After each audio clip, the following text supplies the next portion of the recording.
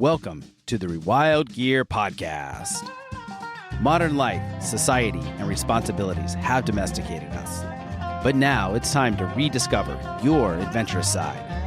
Whether that's camping, hiking, hunting, fishing, or just spending time in the great outdoors, this is the podcast for you. Join us as we get back to the wilderness and rewild.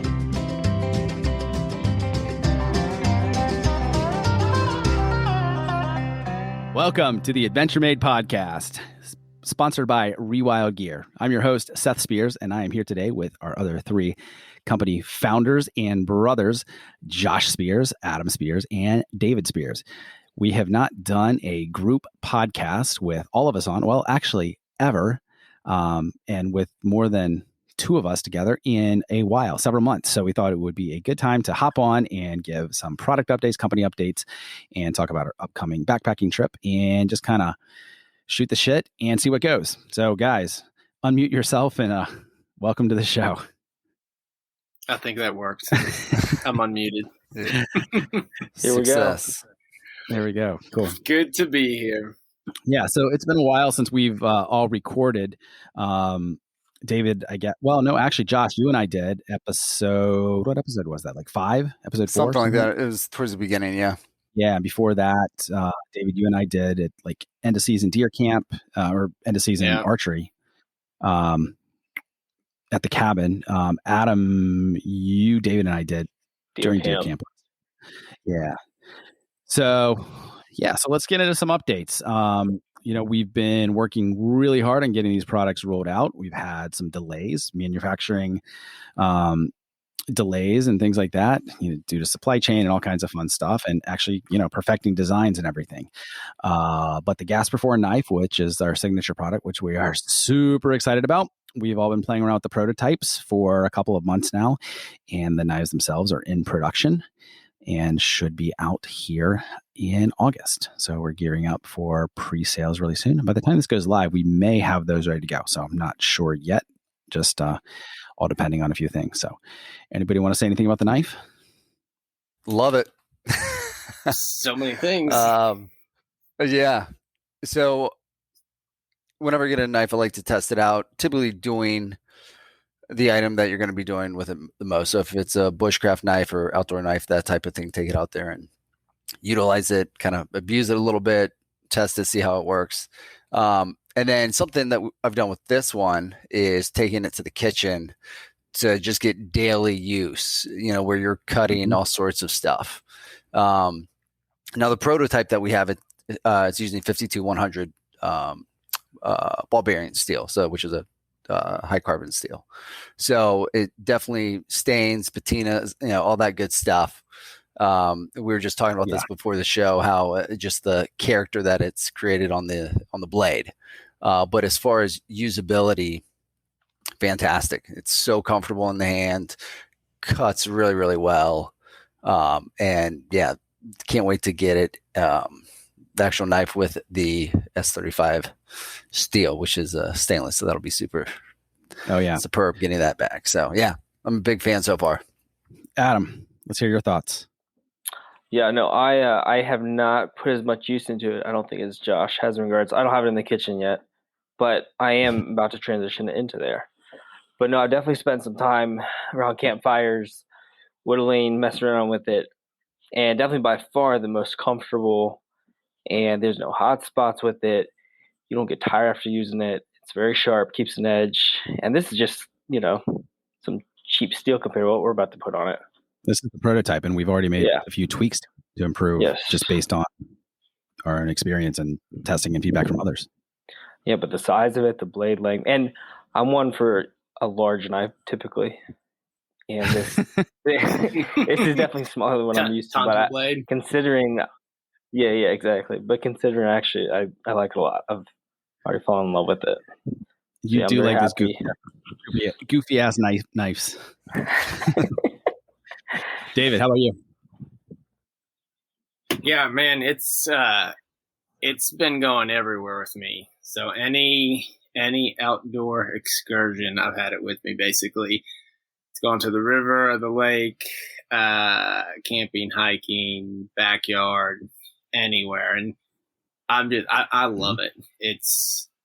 I think it's everything that I'd hoped for in an all around outdoor knife, which has been really cool to see. Just months and years of talking about it, planning, tweaking, design after reiteration, really come together, and it's just cool getting to use it and have it in your hand. And excited about sharing it with everyone. And I think people are really going to love it. And even if they don't, heck, man, it's a great I think we're all going to love it and use it for years to come. So I would say the one big surprise, not even really big surprise, just the manufacturing side of it, man, it can drive you up a wall. Just, you can have timelines and then those get pushed back and hiccups, and it can be frustrating at times. But as far as the knife goes, man, I'm super stoked to have the actual production line released soon. So I went to Blade Show back in June and showed it to a lot of people and got a lot of amazing feedback. All very, very positive feedback. And I don't think I have shown the blade to anyone and received any type of negative feedback on it. It's all just been incredibly positive, both in the size, the dimensions, the materials, all of the little features that we've added into it. And just to touch on those a little bit, that we've been very specific about: the shape of the blade with the belly so that it's good for skinning, but it's just a great all-around camping, backpacking, hunting knife. The jimping, where we've tweaked that so that it's really comfortable. It's great to choke up on for doing fine work. The ferro rod notch on the spine, so you can start a fire with a ferro rod. The glass breaker pommel and the nut cracker on the end, so for more bushcrafting tasks and survival type things. The TerraTough handle material, which we have contoured and made it very ergonomic so that you can use it much longer and harder without getting hot spots or blisters. And we've just, based on our own testing, we tweaked that a little bit too, just to make sure that it works really, really well. And so I'm really excited about this and have great expectations for it. And I even had a conversation with our manufacturer, and they're like, Seth, so is this like a thing? Like, you plan to be selling these for a long time, or just want to make a few and sell them and then call it a day? I'm like, no, this is the thing. They're like, well, good. Because if not, then we would want to take this design and sell it under our own brand, because it's that good of a design. So really excited about this and can't wait to get it in everyone's hands, because it's just a beautiful, awesome, well-performing knife. So really excited about it. Seth, what have you found to be the biggest hurdle with starting a new company like this from scratch? Oh man, I'm getting the interview questions now. This is interviewing the interviewer. Time to turn the tables around a little bit. So my background is more on the marketing side and some of the branding and the strategy surrounding that.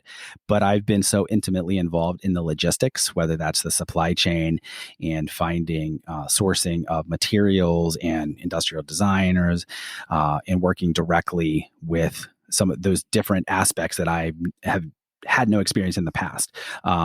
Finding a fulfillment center, all the back and forth between the product design and everything.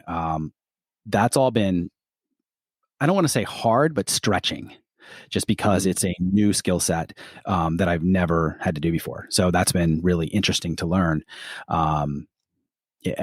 Somewhat enjoyable, not all the time, but just, kind of pushing myself to learn some of those new skills. So and I would say the frustrating part is when you're dealing with delays from the manufacturers, or you get prototypes in, it's like, this isn't the design we sent over. The handle is wrong. like on the ferro rods, and just things like that. Some the hats where they got the coloring wrong or something like that. So just the quality control and attention to detail that can be lacking. That's been frustrating. How much? So going through this process, how much more does it make you appreciate companies that are doing a really, really good job with their products? That's a great question. When you say doing a really good job, you mean the quality of the product? Yeah, quality.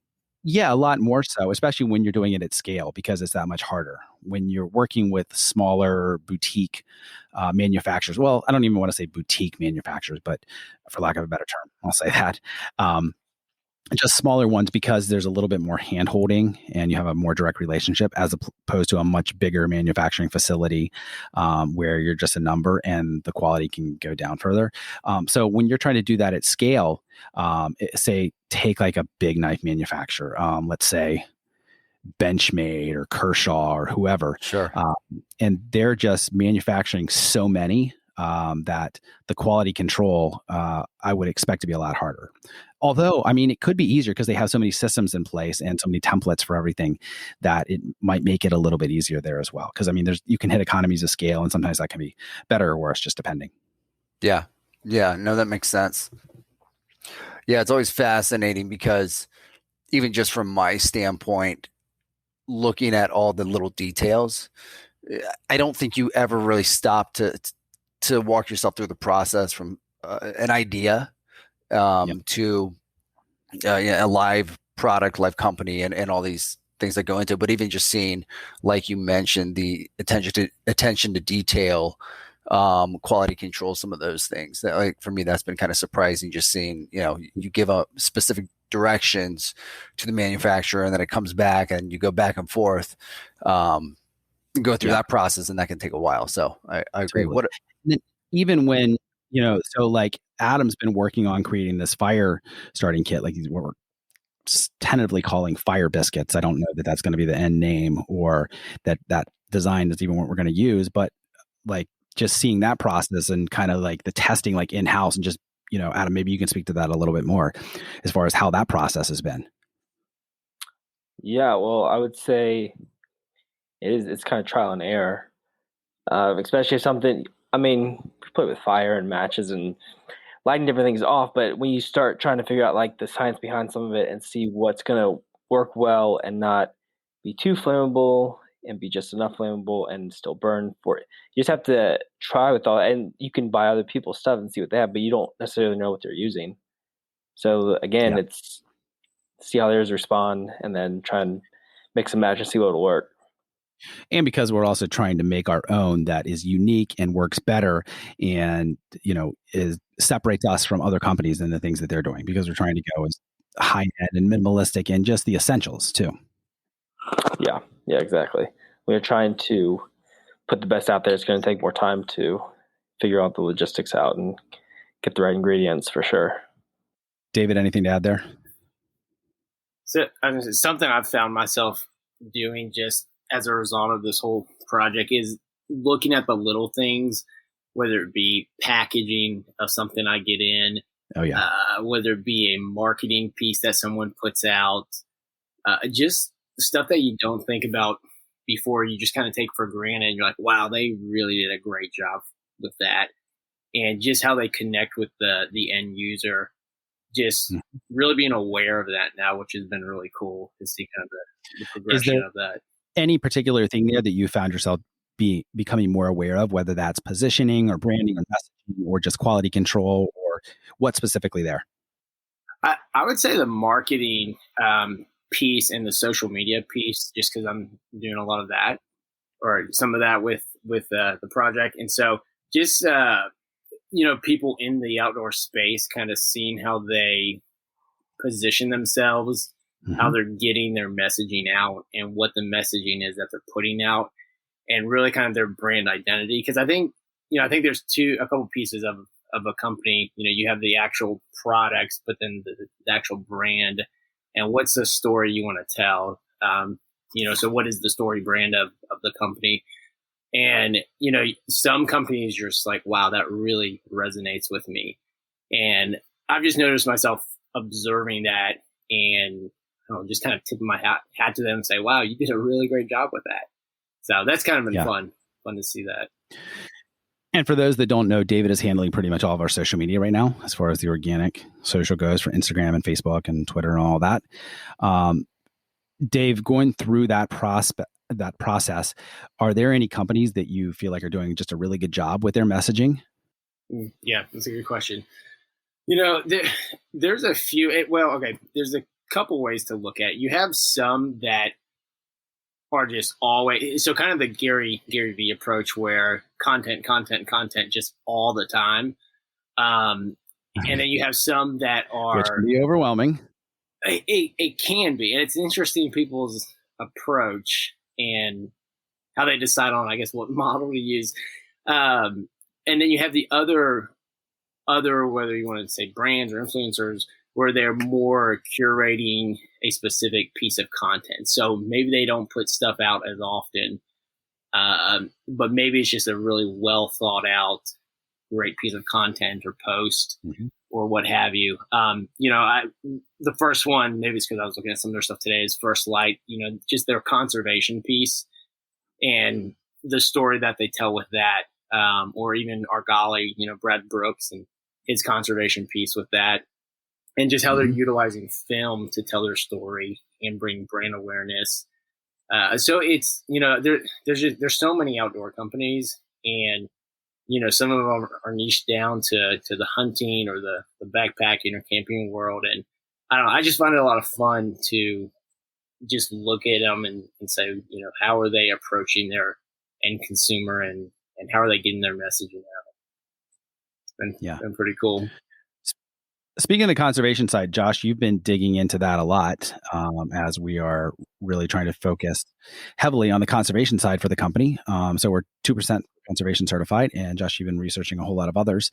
What are you finding there as far as companies that you feel like are doing a good job, and who you like, either companies that are focusing on the conservation side or those conservation organizations who you feel like are doing an exceptional job right now? Yeah, there's a few that come to mind, and we've talked about this some just in our meetings and everything, where conservation can be super controversial as far as go back and listen to the podcast episode that I did with Johnson. We got into a lot of controversy surrounding it. I thought it was that was a great podcast. That was a good one.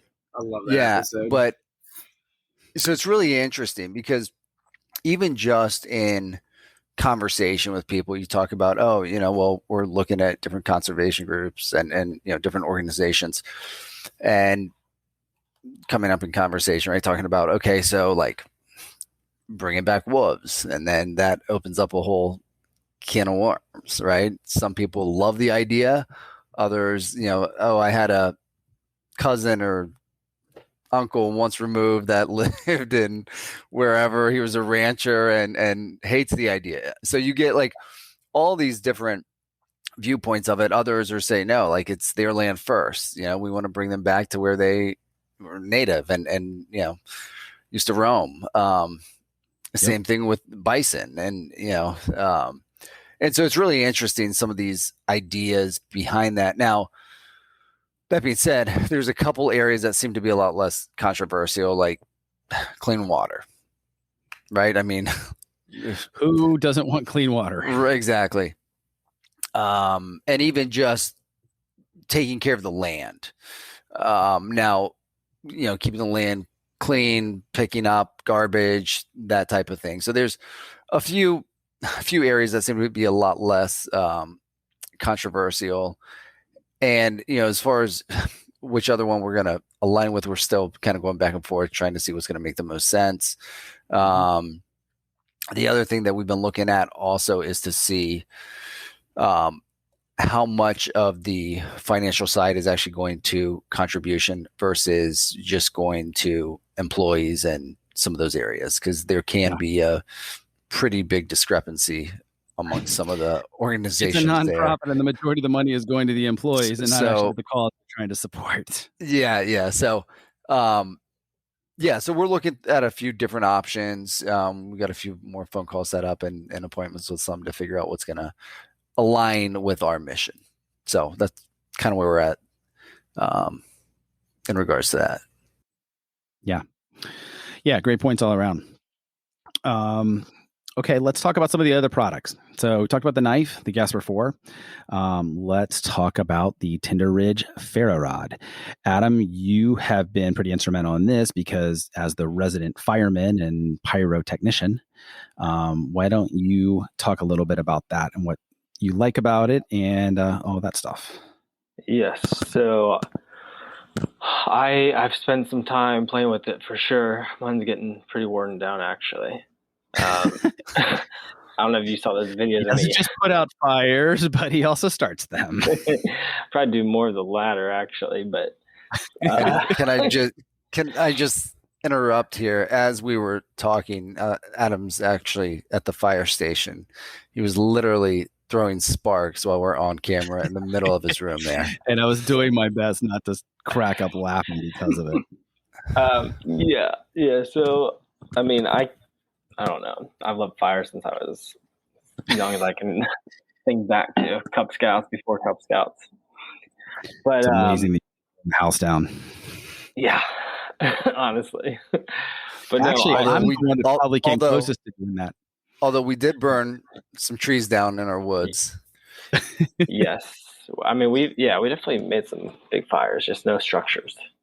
Yeah. That I can remember. But no, our ferro rod, so I was comparing it to a couple of the other ones that I have. And I actually did notice a difference. Ours is a little softer, and the sparks are flying a little bit better, and it's easier to strike. Nice. To me about the handle. The handle. So right. Well, the handle is what. So the prototype that I have, the handle was not up to our specs. Mm-hmm. So that's one frustration with it.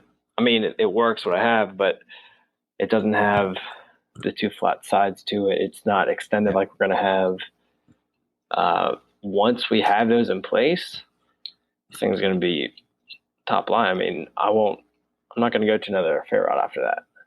Yeah. So the differentiating factor, I feel like, with our ferro rod is that we have created a much more ergonomic shaped handle. So it's easier to hold, especially whether you're barehanded or with gloves. And we're also using bamboo, which is a much more sustainable resource than, because most companies, they're using a hardwood, which that's great and everything, but hardwood is a more limited resource. Than say something like bamboo, which is technically a grass. It's a little bit softer, but it's going to last just as long, and it's much more sustainable. So we feel like we're doing a much better job environmentally of the materials that we're choosing to use. Yes, 100%. But yeah, no, I do love the handle. I like the bamboo. I'm excited to get the actual, the revised edition of what our specs were. But I love fire. I love the ferro rod. It works great. Yep. And one of the frustrating things that I found with this process is all the back and forth with manufacturer. And so part of this, ferrocerium, all the ferrocerium actually comes from Asia. You can't actually get any in the US. Any that you can get in the US, it's coming from Asia. It's actually mined there. And I believe in Russia as well, like about maybe 5-10% max. So dealing with Chinese manufacturers, unfortunately, and sometimes them not getting the design correct. So there's been a lot of back and forth and sending them 3D printout versions of how we want it and just trying to get it correct. Yeah, no, it's been very frustrating. You think you have it all squared away and ready to rock and roll, and then they come back with messed up design. Yep. You're like, all right, so how much longer gotta wait now? But David, did you want to add something to that? I was going to say one other piece that I think is really cool with the ferro rod is, like you're talking about the bamboo. I know one thing a lot of people will complain about with other ferro rods is using a hardwood. Depending on the environment, that wood will swell and shrink. And so then oftentimes the handle will pull out. But the cool thing with bamboo is it's really impervious to the elements, to water. And so you don't have as much as the wood play with the varying environments, which is a pretty cool great point. component of it. Yeah. Okay, let's talk about the bellows. This has been a frustrating one. I would say that of all the products, I've probably been the most frustrated with this because the goal was to make this out of titanium, which is what the majority of our products we're working with, because it's a stronger, lighter material. It's going to last longer for cookware and everything. It's a healthier, safer material to use. For the bellows is obviously not a cooking utensil. It's a collapsible bellows that can extend to help start a fire. which Adam, you can explain that process in a minute. However, that's been a big source of frustration for me because we came up with this great design using titanium, having a mouthpiece on it, having a lanyard hole, and then just finding out that no one can make this out of titanium. And if we were able to find a manufacturer who could do this, whether domestically or abroad, our cost was going to be like $50-$60 a piece, which is like triple what a ferro rod should cost, just because the tooling is not available and no one is currently doing it, which is a great differentiating factor. So unfortunately, we've had to settle for stainless steel for this. Holding out hope the long term will still be able to do that, but just the cost has just been a little bit much right now for that.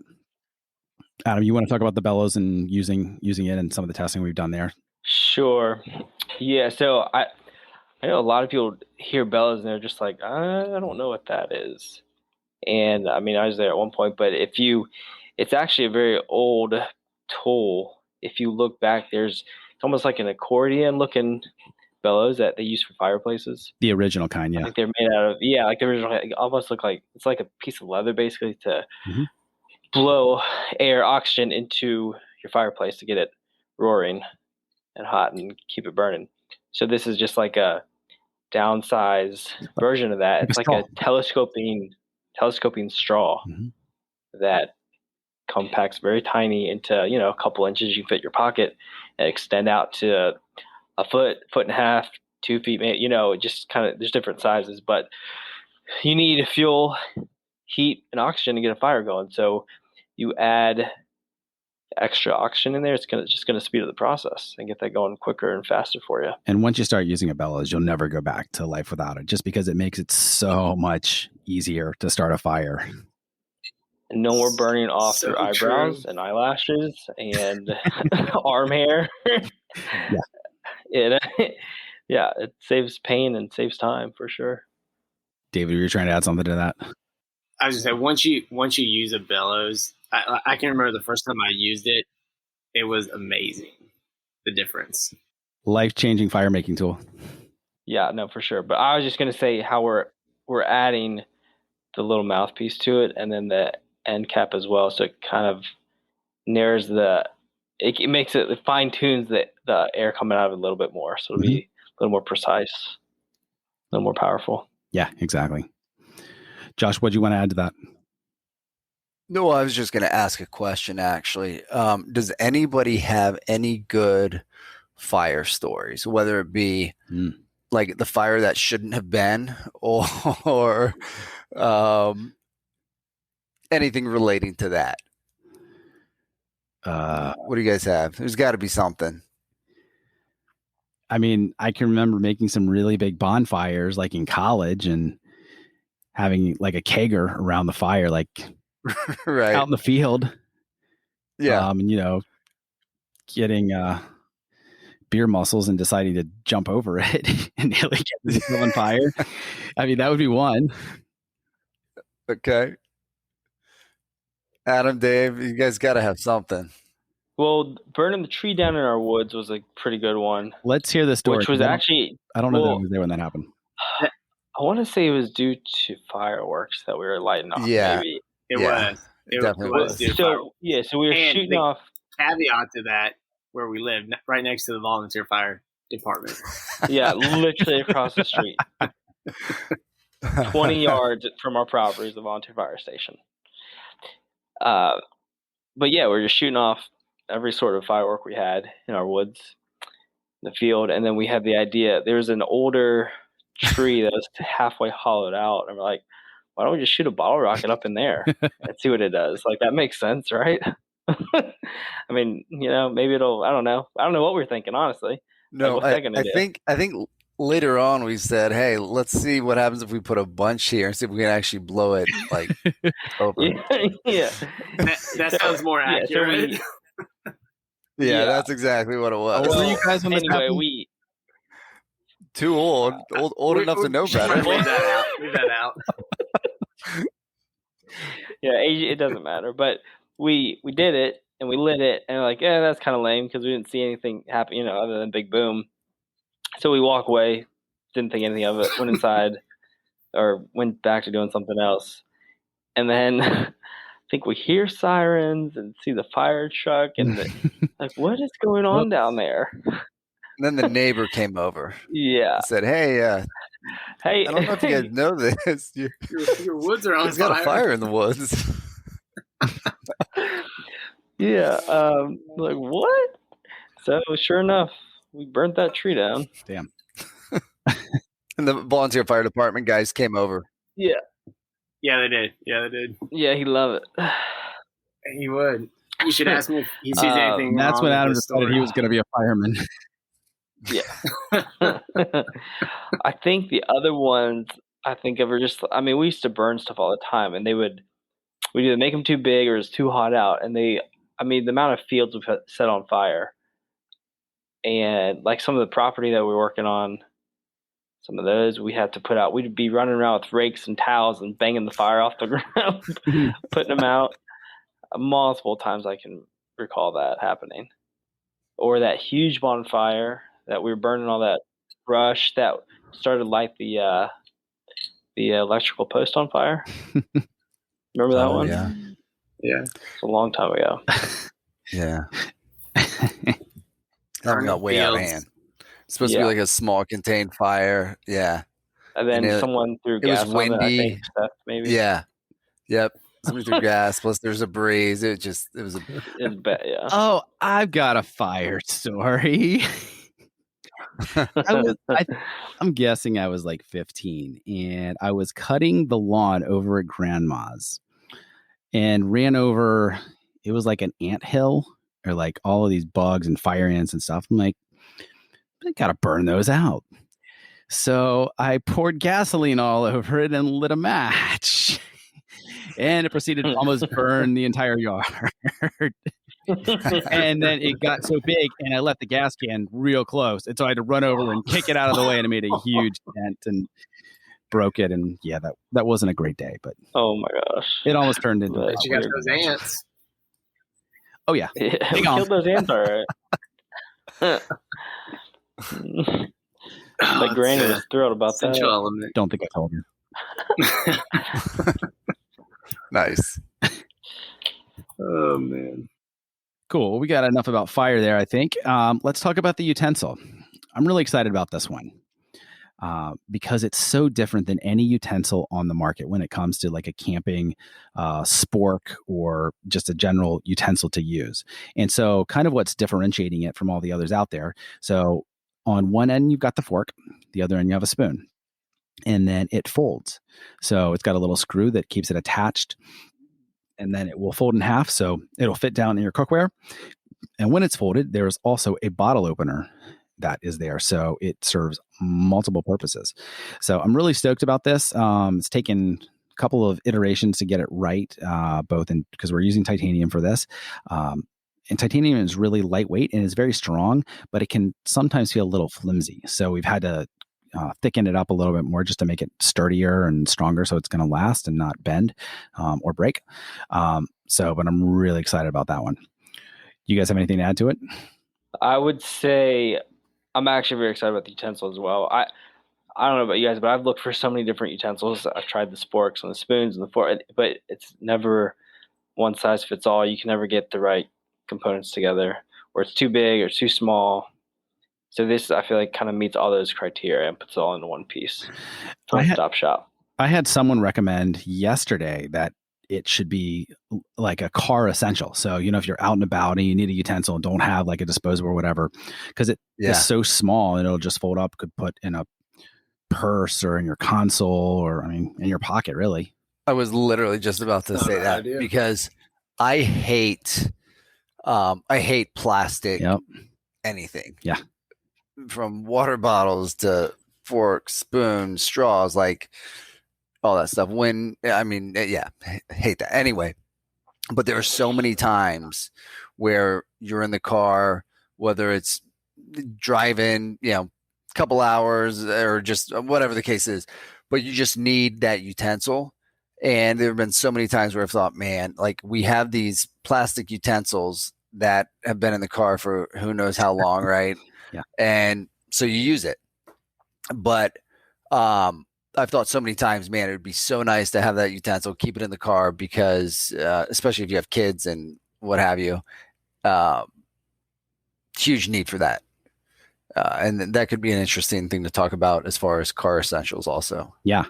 But yeah, no, I agree with that 100%. David? Yeah, I'm super pumped about this utensil. The packability of it, with it being both a spoon and a fork, is just, it's going to be awesome. Just being able to take it anywhere. Yeah, I'm really happy with the design we came up with. And I think people are really going to like it. We've gotten quite a few messages about it saying, "Hey, I'm going on a backpacking trip. When's this going to be ready? Would love to take it with me." So which is obviously always a good sign. Yeah. We do too. But yeah, super excited to have it and start putting it through the ringer. And yeah, it's gonna be a great piece, I think. Yeah, for sure. Want to talk about the grill? Yes. Good idea. Yeah. So really excited for our backpacking grill. So that's been a fun one. Yeah, just creating such a unique design. So it's about a backpacking grill, about 18 inches long, titanium tubing. It has both vertical and horizontal pieces so that you can grill up meat or vegetables or things like that. And we've designed it completely different than anything else on the market, so that you set it on top of rocks around your fire while you're camping. It's super lightweight. It can go in a day pack. It doesn't take up much space at all. If you've just got like a book bag, it'll fit in there without issue.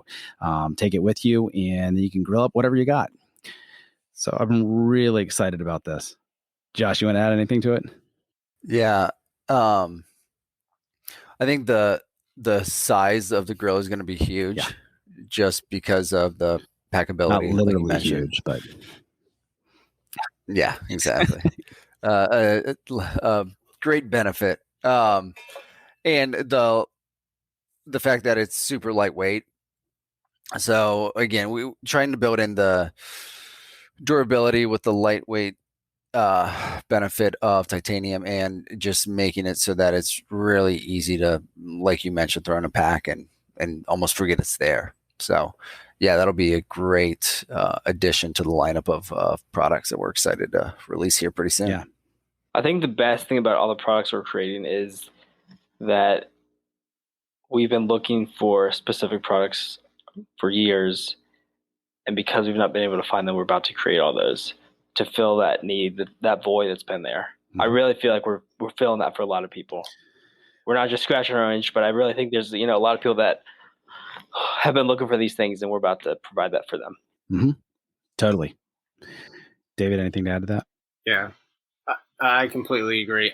Well, yeah, I was going to say the same thing Adam was. That's, I mean, every product that we're, putting out there, so much thought has gone into each one, and details and the testing that's gone in. And, it would be super easy to just say, hey, let's just put something out there, something similar that's already on the market. But I feel like that's part of the fun of this, is to really create something unique that is better, that fills a void, that we would love to use, that others would love to use, and really just fill that need. And so, yeah, I mean, a lot of hours have gone into fine tuning these products. The grill itself, we said, okay, what's on the market?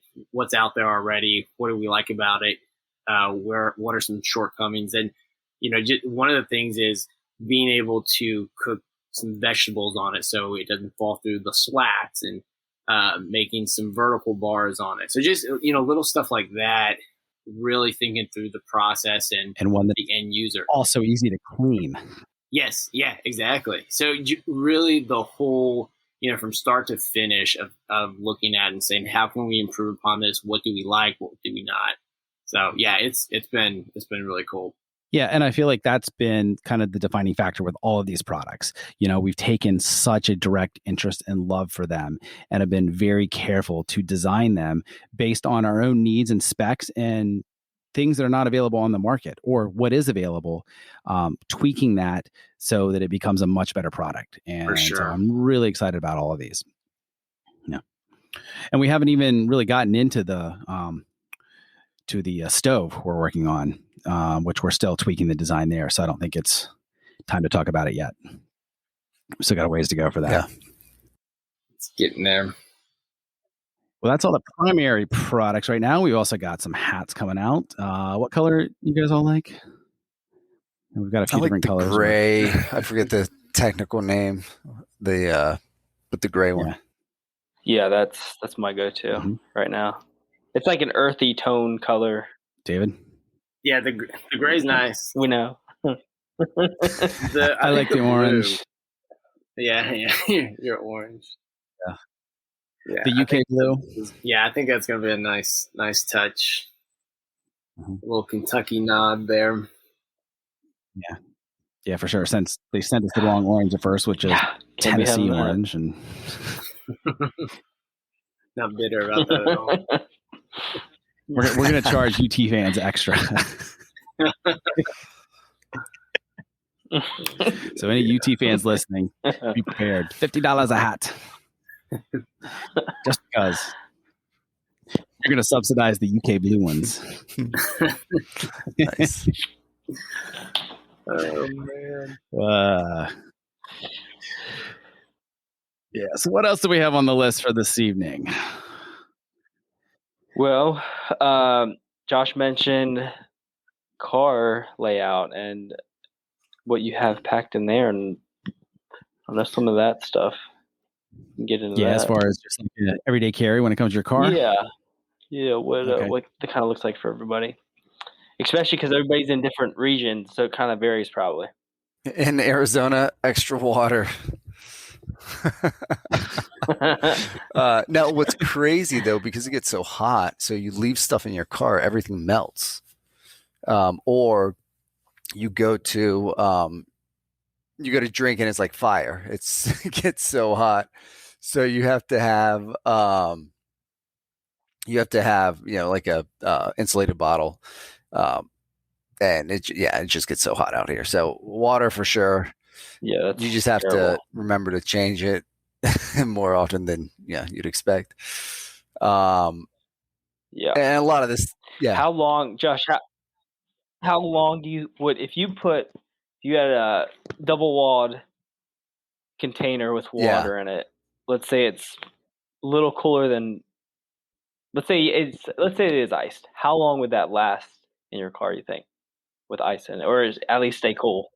I'm gonna be honest. I haven't actually tested that. The bottles that I keep in the car are not insulated, so no real reason why. It's just what I tend to keep in there. But I will say I had an insulated canteen. I kept it in like my bike bottle holder, right? And like, so bike's in the garage, which gets really hot, and then pretty much overnight it's like warm again. Yeah. So fast. And the garage is probably going to stay a little cooler than the car. Wow. So that's crazy.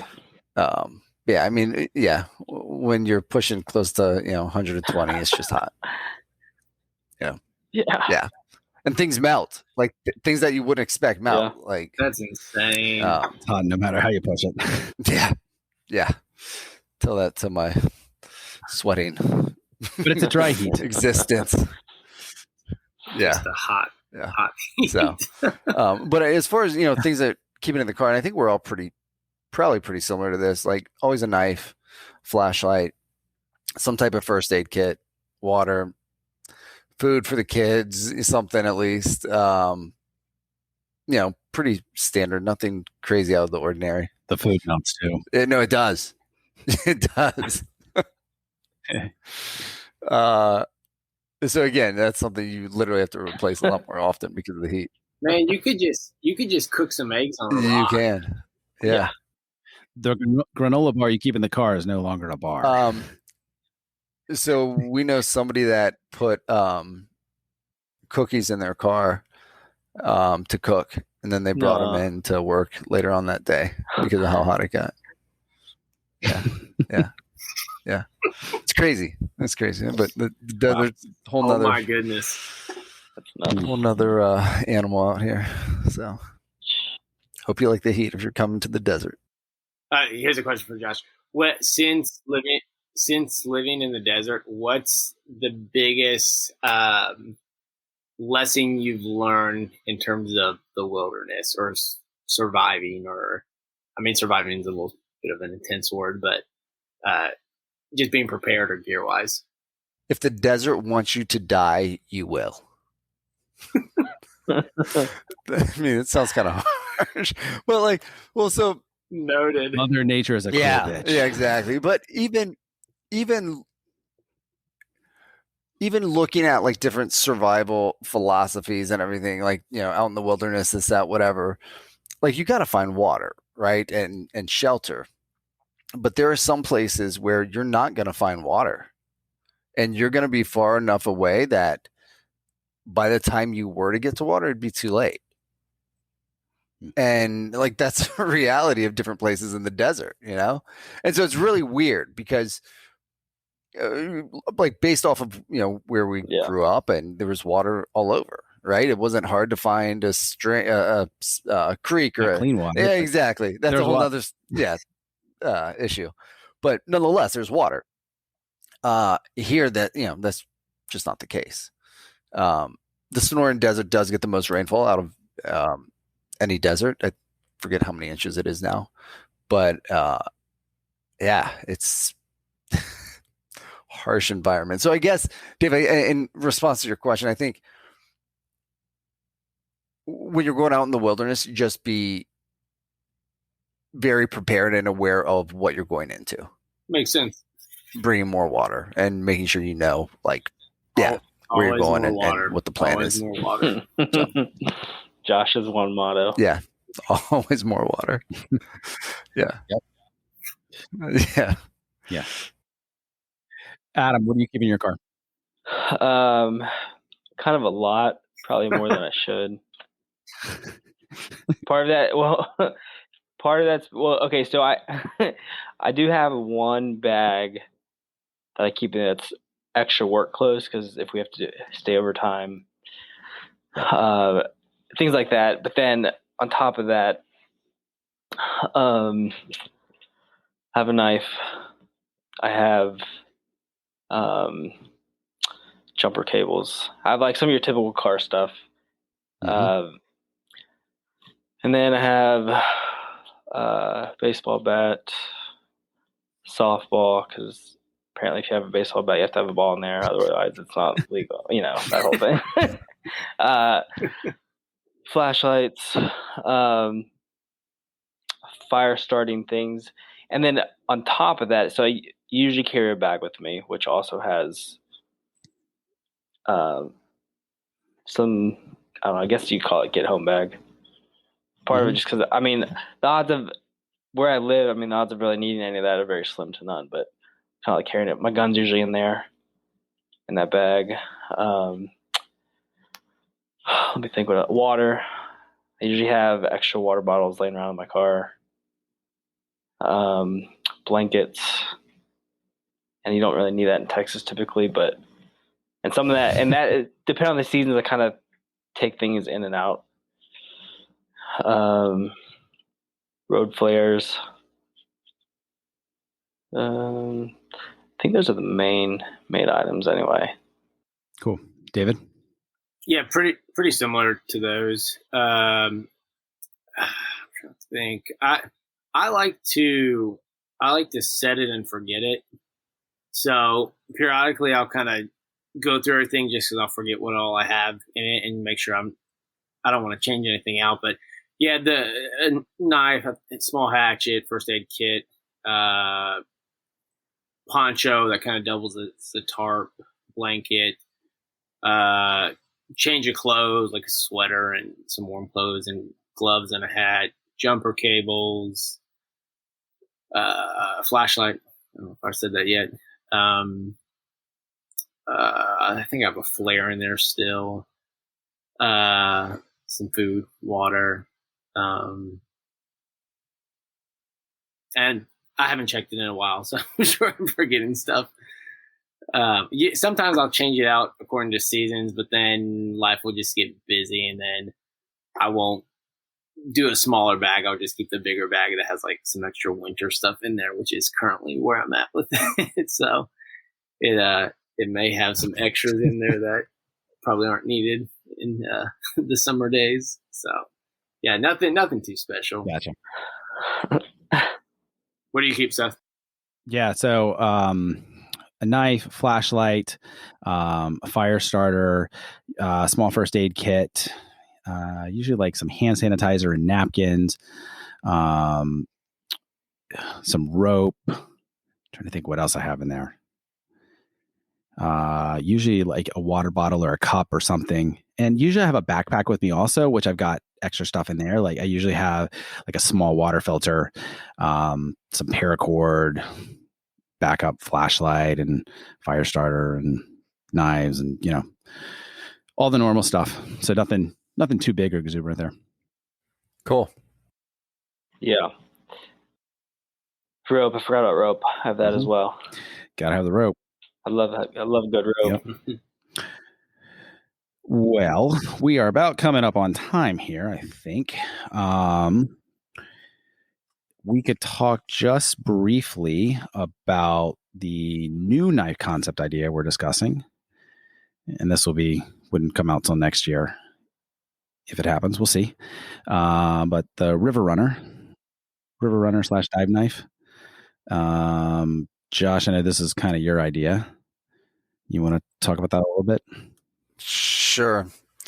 So we were talking about this where, like in the knife world, there's really not no one doing anything exceptional when it comes to a river knife, dive knife, basically a knife that's not gonna corrode, that you can, it's small enough so that you can take with you wherever you go. If you're hooking it to your BCD, or if you're just throwing it in a waterproof pack or whatever it might be that you're doing near the water on the river, if you want to use it fishing, that type of thing. And so we're looking at putting together something that's going to fit that need. So we're looking at probably around 7 inches or so. So it's not going to be a big knife. Blade length, we're looking at probably 2.95 inches. And still playing with a couple options as far as steel, because again, we're looking for that balance, corrosion resistance, toughness, ease of sharpening, edge holding ability. Yep, all that good stuff. So there's a couple options out there that we're looking at. The big one right now is the LC200N steel.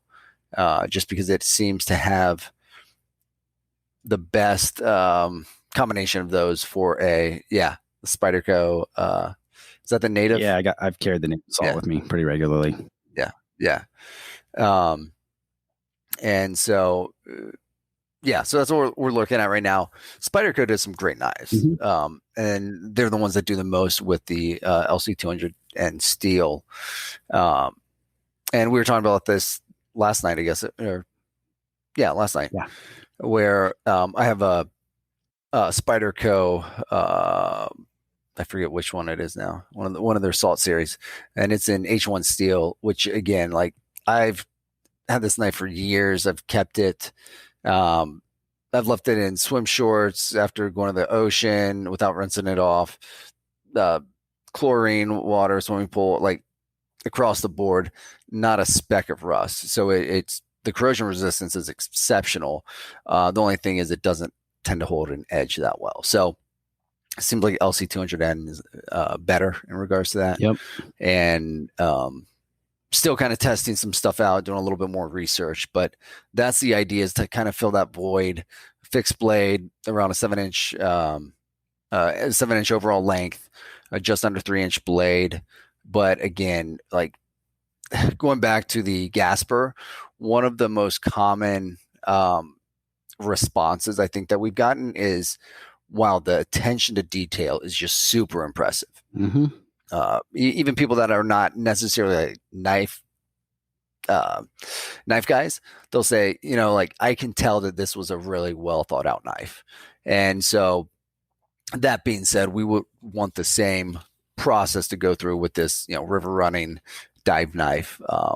But again, it's just in the works, just in the conceptual phase. It's a concept right now and haven't quite put it on paper yet. So got a ways to go with that.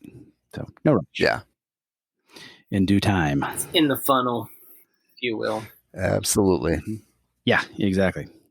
So we've got a backpacking trip coming up to Montana because our prior one was snowed out back in May. Guess they got more snow than they had in 100 years that late in the year. So literally we would have been hiking in 6 feet of snow. 4 feet, maybe it was 4 feet of snow. Either way, up to our waist or higher in snow. And so that trip was canceled. So we're going to be doing that in August. And very excited to be getting into the backcountry with our good friend Jordan Resner from Wilderness Event. So that's going to be a lot of fun. And just planning that out and gearing up for that is going to be a good time. And, we'll be testing out equipment even more and putting it through the paces. Probably conceptualizing some new products as well. So it's going to be a really good time. Yeah, I'm excited. I think probably be doing a little fly fishing as well and grilling them on the. I don't know about you guys. I'm pretty much packed actually. You never unpack. I'll throw a couple things in. I'm ready to go. Yeah. Doesn't surprise me at all. Yeah, I'm excited. Yeah, it's gonna be a lot of fun to get out there. Nice. Anybody got anything else to add before we call it? If you did a pocket dump right now, what would you guys have on you? If I did a pocket dump, all that I have on me right now is just my Spider Code native salt. I have nothing else in my pockets. Maybe a pen. If I take that out, I'm using it to take notes here. Josh? I was just thinking, what do I have in my pockets? Let's see.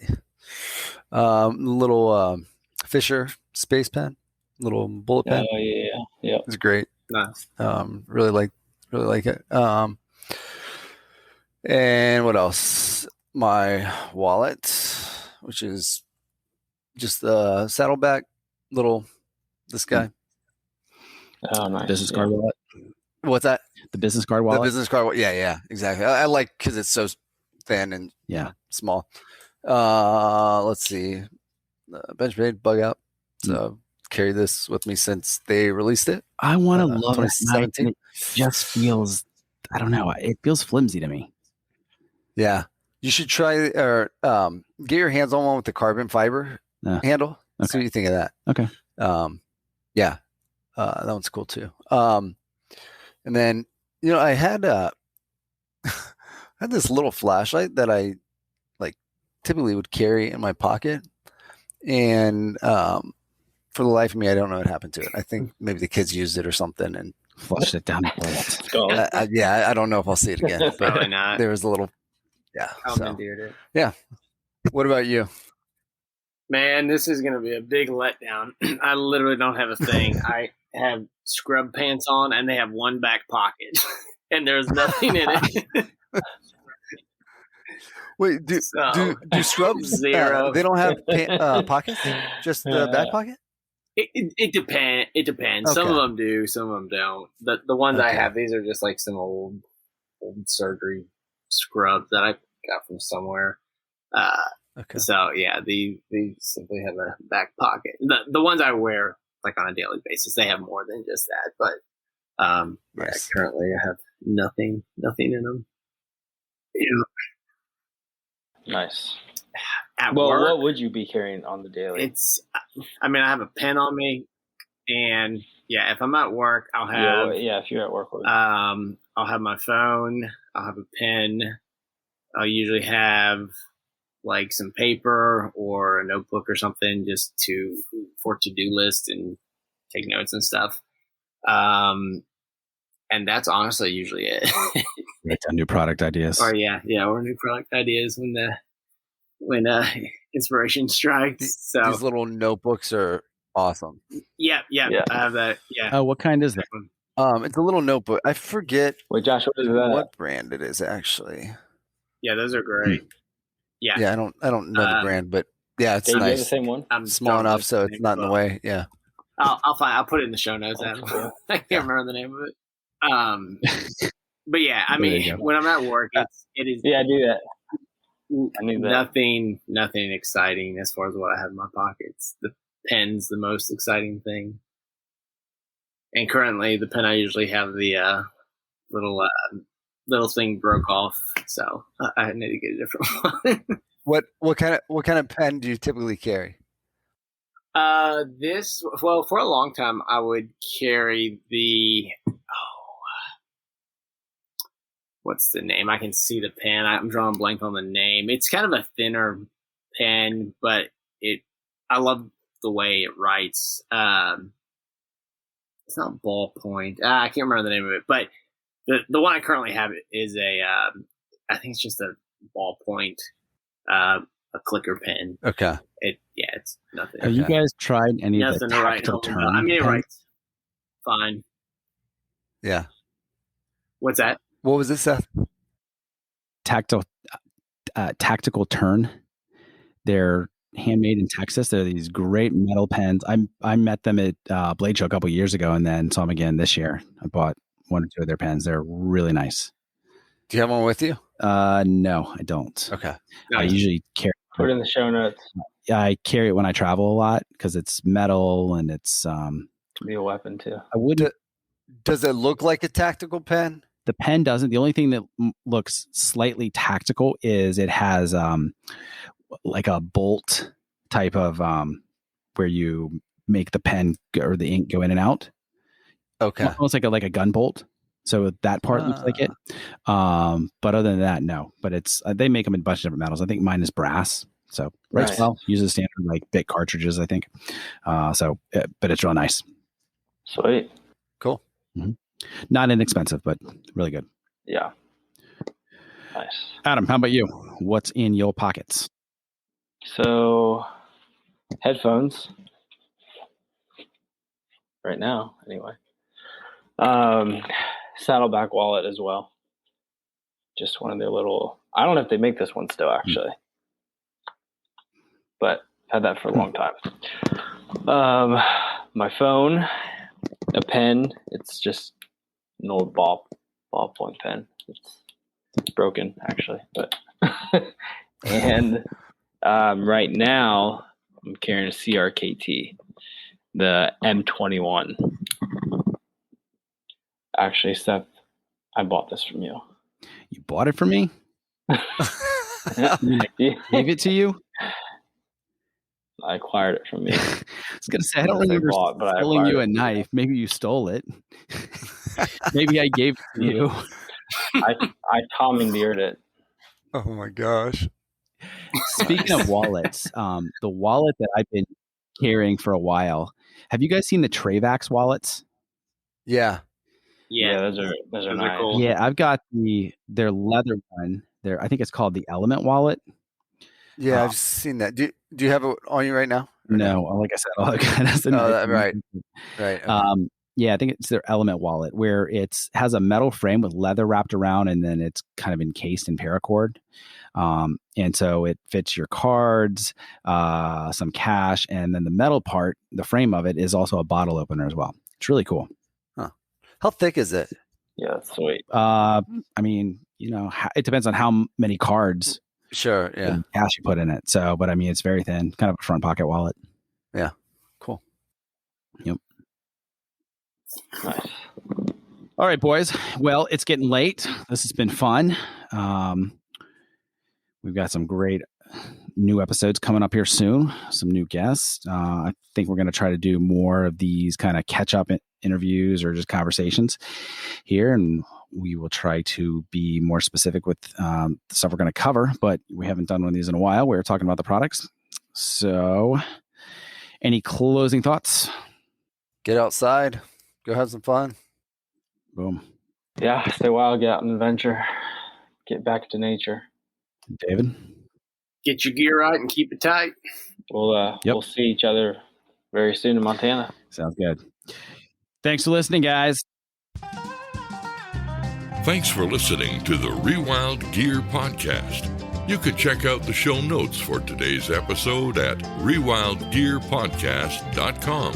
If you're ready to spend more time in the wild, our line of high-quality, minimalistic outdoor gear can help you do just that. Check us out at rewildgear.com.